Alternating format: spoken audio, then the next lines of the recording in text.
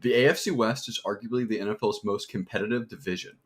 You have teams like the Chargers and the Raiders who seem to be borderline contenders and have made the playoffs in the past couple seasons. Then you have the Broncos who are still hungover from their Super Bowl 50 victory, but they think Russell Wilson may be exactly what they need to win. And lastly, you have the Chiefs. They're the recent Super Bowl champs who have basically owned the division since Peyton Manning retired. However, the Chiefs are going to be in a dogfight for first place from now on. Very quickly before we start this video, if you do enjoy it, please like and subscribe. It means a lot to this channel so you can see more videos like this in the future. Thanks. So if the Chiefs want to continue their dominance in the AFC West, they're going to need to do a few things. First, obviously, as we know, they lost Tyreek Hill this offseason. He wanted to trade. They traded him to Miami. They're going to need to pick up for his production. He is a generational talent and has been phenomenal the last about 5 years. They have Juju Smith-Schuster now, and they have Marquez Valdez-Scantling. I'm looking for Juju and Mecole Hardman to pick up for the slack and maybe have big seasons. We're also going to need Patrick Mahomes to play smart football all year. I know Patrick Mahomes is the best quarterback in the league, probably. In 15 years, he'll probably be considered the greatest quarterback of all time, but he needs to continue playing smart football. At the beginning of last season, he was a little shaky with the interceptions. You can't really have that this season. Now, on the defensive side of the ball, no more Tyrann Mathieu, arguably the best safety in the league. They don't have a lot of star power on defense besides Chris Jones, who is phenomenal, but that's about it. They got to play as a unit.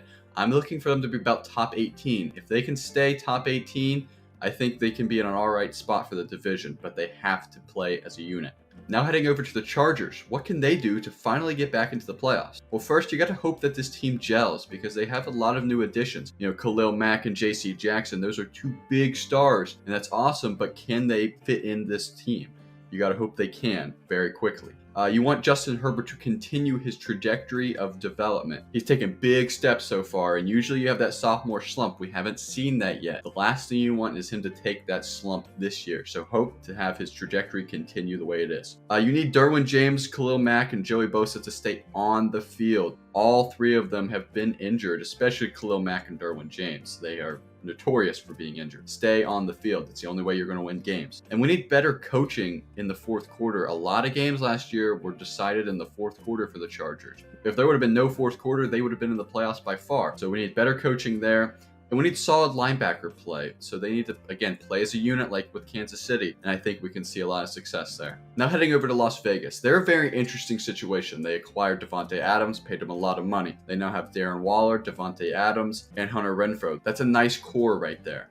But they also have Josh Jacobs. And they can't forget about him. They need to get him involved. You still need to run the ball. You don't want to kill Derek Carr. I think he is a huge X factor for this team this season. I think he can really get involved and do some good things. They also need Denzel Perriman and Max Crosby to continue their productions from last year. They blew up last year. They were phenomenal. We need to see more of that. We need somebody else on that team to step up. Maybe Jonathan Abrams when he comes back from injury. Somebody needs to step up. And the last thing for them, they need to hope Josh McDaniels doesn't destroy the team. He was the coach of the Broncos about a decade ago. It went miserably. It was terrible. Very quickly was gone. Went to New England. I don't know if he's a head coach. I guess we'll find out. But hopefully he doesn't ruin things more than they already kind of have been in Las Vegas. Now heading to the Mile High City with the Broncos, I think the biggest thing for them is patience. You know, they have the core has been intact pretty much, but they add Russell Wilson, who's a big change, culture change, new head coach Nathaniel Hackett. Patience is key. Give Russ time to cook. Things aren't going to happen overnight necessarily. They could, like we saw with Tampa, but maybe give it 7 weeks or so, and hopefully things pick up by then. Albert Okwuegbunam may have to step up pretty big this season depending on how the Broncos plan to use tight ends in their new offense. They trade away Noah Fant in the Russell Wilson trade, so now Albert O is the tight end number 1. And if you're a fantasy manager out there, he's a guy to keep an eye on because he has huge upside with Russell Wilson as his new quarterback. In the wide receiver department, they got to stay on the field, kind of similar to the Chargers with defense. These wide receivers have been injured. You know, Cortland Sutton with the ACL, KJ Hamler with the hamstring and the ACL. They need to stay healthy.